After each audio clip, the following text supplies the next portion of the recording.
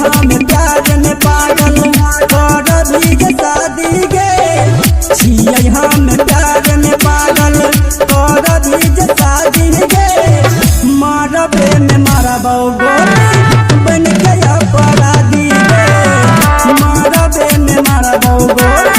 Maithili express की शानदार प्रस्तुति।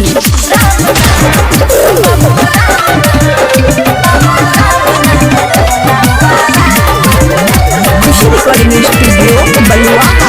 कहती हूँ आज सुन ला फॉर्मूला जी झूलेगी खुदुआ के बाहों में झूला जी।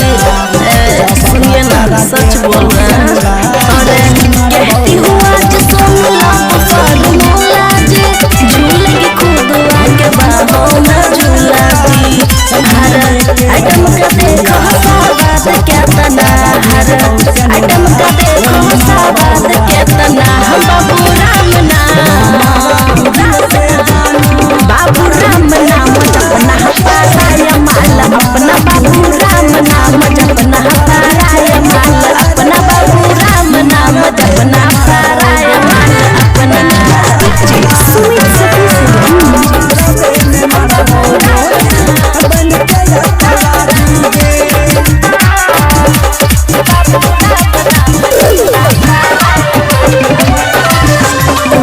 जैसे बगीचा में कोयलिया आगे पीछे करके बोलेगी मीठी बोलिया।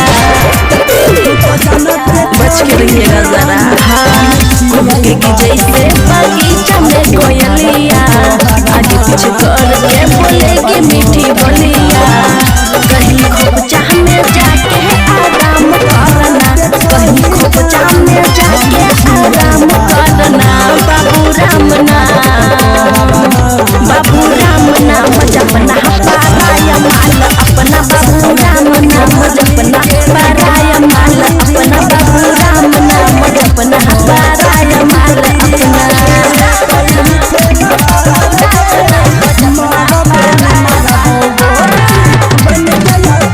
खुशी रिकॉर्डिंग स्टूडियो बलुआ।